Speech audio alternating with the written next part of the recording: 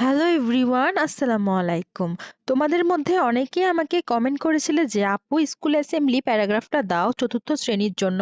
যে কোনো শ্রেণীর বাচ্চারা তোমরা কিন্তু এটা শিখতে পারো, তাই আজকে আমি এটা দিচ্ছি।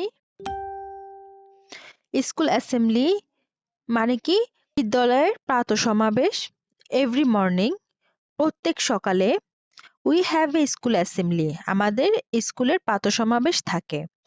All students stand in lines in the school ground, প্রত্যেকটি স্টুডেন্ট স্কুলের মাঠে লাইনে দাঁড়ায়। We raise the national flag, আমরা আমাদের জাতীয় পতাকা উত্তোলন করি। And sing the national song, এবং জাতীয় সঙ্গীত গাই। Our head teacher gives a short speech, আমাদের প্রধান শিক্ষক একটি ছোট্ট বক্তৃতা দেয়।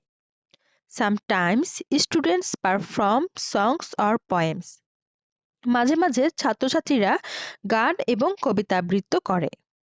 We clap and cheer for our friends, আমরা তালি দেই এবং বন্ধুদেরকে উৎসাহ প্রদান করি। Assembly teaches us to be disciplined and respectful, সমাবেশ কি শিখায়? আমাদেরকে ডিসিপ্লিন হতে, শৃঙ্খলা শিখায় এবং অন্যকে সম্মান করতে শেখায়। রেসপেক্টফুল অর্থ কি? সম্মান করা। আফটার অ্যাসেম্বলি, অ্যাসেম্বলি শেষ করে মানে সমাবেশ শেষ করে, we go happily to our classroom, আমরা আমাদের শ্রেণীকক্ষে খুশি মনে যাই।